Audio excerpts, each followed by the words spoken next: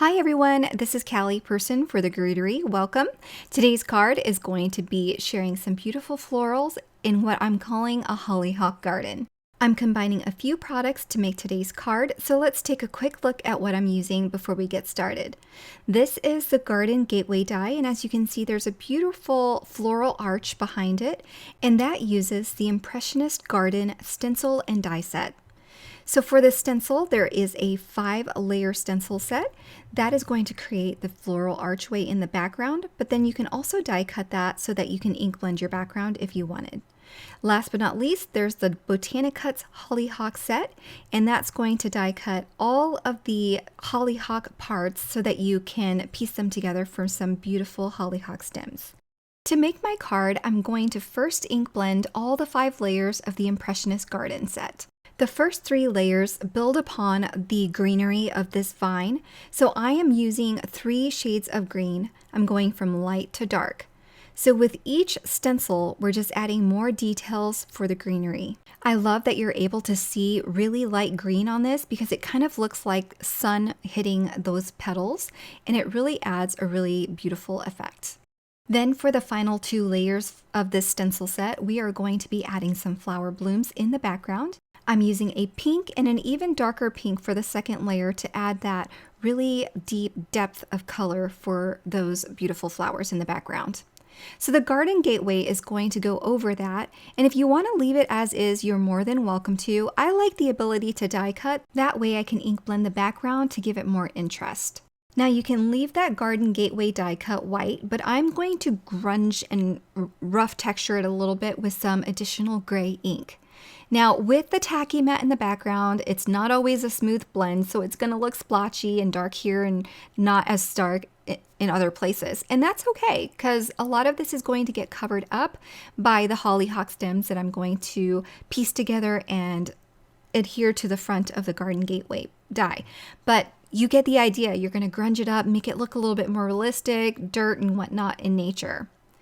Now with this die cut, you can also make it more interesting by snipping the very top 2 pieces that hold the vines together. That way you can wrap it around the archway so it looks like it's wrapping itself around this archway as it grows. So I really love the ability to do that with a die cut. So now that we have a rough idea of what that Garden Gateway is going to look like, I'm going to set it aside so we can start working on the Hollyhock Botanicut's die.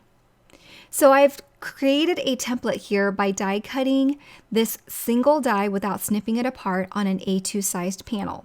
Then I stuck it on a sticky mat because I want the ability to move it around as I'm ink blending, so I have more freedom in getting into the details and curving, or not curving, but turning my paper as I ink blend.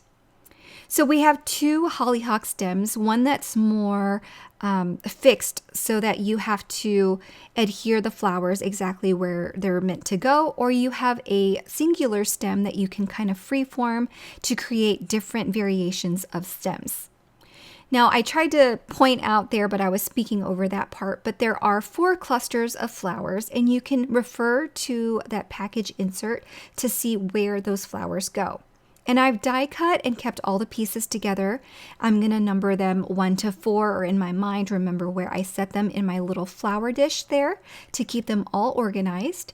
And as I ink blended these hollyhocks, I used green for the stems and foliage and for the little bud. And then on the pink flowers of the hollyhocks, I'm using a lighter pink and a darker pink. Then I'm also going to go in with yellow for the flower centers, as well as incorporate some of that into the petals as well to give them a bit more interest. Kind of a peachy color, but also lots of pink in there as well.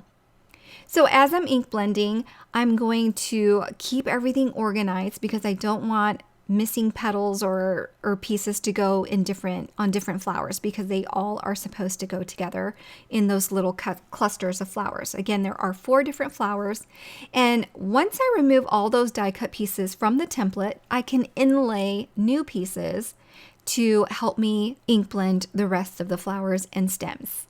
So I'm not going to repeat the ink blending, but I wanted to show you how you could use this template. And as you can see, this is well loved for all of the flowers that I finished ink blending. Now I'm going to piece it all together. The die cuts have a circle indentation on them so you know exactly where to add your glue dot. And once I add the butterfly pieces second, you can add the other piece. Now there's always a more formed butterfly looking die cut in each of the flower sets.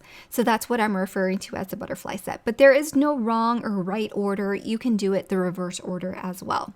And once you add all of those pieces, you can add the yellow floral center to the middle.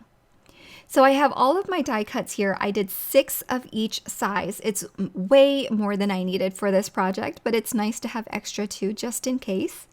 And I am first adding the bud to this main stem. Then again, those flower centers are indented on these die cuts, so you know exactly where to add your glue. Now you don't have to add just one dot of glue on this. You can add glue to the entire floral background here, but you don't need more glue than that. This absolutely worked for me, so it's going to work for you too. I am adding some dabs of glue onto those leafy stems, and then that's going to help us adhere the leaves onto these hollyhock stems. So I'm going to go ahead and first create my fixed hollyhock stems, and now I'm going to do more unique stems and variations. This first one, I'm adding my last flower bud that I created, adding some leaves at the bottom, and now I'm just going to randomly add my hollyhock flowers here and there to make it look more variated than the other 2 stems. So this one has the bud and 2 flowers. This next one is going to have 3 flowers, and my last and final one is going to have 4 flowers. So as you can see, you can create multiple variations of each hollyhock stem to create more interest in your hollyhock garden.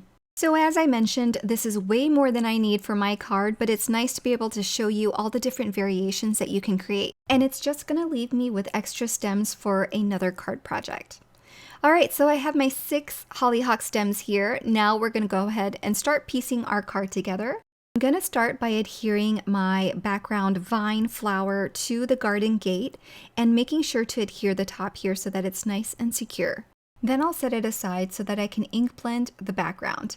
You could do yellow or pink and make it look really fresh. I'm just using a nice light blue aqua color just for the sky.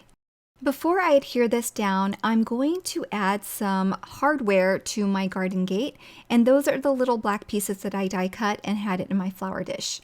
So I'm just going to look at the package insert there to see where those hardware pieces go and use it as a reference and adhere this to my card with little dabs of glue. And before I adhere that garden gate and floral trellis down, I am going to add a stalk of the hollyhock in the background as well, because I really want to create a lot of depth and dimension to these flowers with them being in front of the gate and behind. So just the one is going to be enough in the background, and then I'm going to adhere the garden gate piece with some 3D foam squares. Now I can add a few more stems of the hollyhock in the front of the card. I'm using a fixed stem and one that I created with some more free styling, and then I'll adhere that onto the card on the bottom right hand corner. And there are 2 leaves that are overlapping here. I'm just going to pull one off because I don't need it to be so bulky. And then I also want to add a flower there to give it a bit more interest with more flowers and blooms at the bottom of the card here. Now I debated on whether or not I should cut off the excess, but I went ahead and cut off the excess around this A2 sized panel. I don't want any overhang.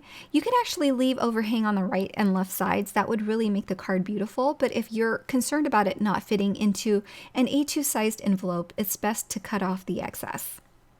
Now for the sentiment, I am using the Bloom and Grow stamp set. And this stamp set coordinates with the Garden Gateway die. It has a little filigree decorative stamp to go around each sentiment. So I'm going to emboss the sentiment first in white over black cardstock. Then I'll stamp again and repeat the process with the decorative stamp. And then there's a coordinating die in the Garden Gateway die that will die cut this with that decorative border. So it's all made to coordinate, but you don't have to use that die if you don't want to. You can always cut this into a sentiment block with a trimmer. All right, so I'll die cut that, and there's also a little hanging die cut that I've die cut using some craft cardstock that I'll adhere my little sentiment plate to. And then I'll add some liquid adhesive on the back of this and adhere it to my card. And I think the perfect place for it is in the top left-hand corner here, but on the sample, you will have seen it on the center of the gate where the doorway opens. But anywhere will do as long as it looks like it's hanging off this gateway. And once this is adhered in place, the last thing I need to do is adhere this to an A2 sized note card or card base. And that finishes my project for today. I hope you enjoyed it. I had so much fun putting this together and showing you the different hollyhock stems. If you're interested in any of the products that I use, be sure to check out the links below as well as on the coordinating blog post. Thanks so much for watching and have a wonderful day. Bye everyone.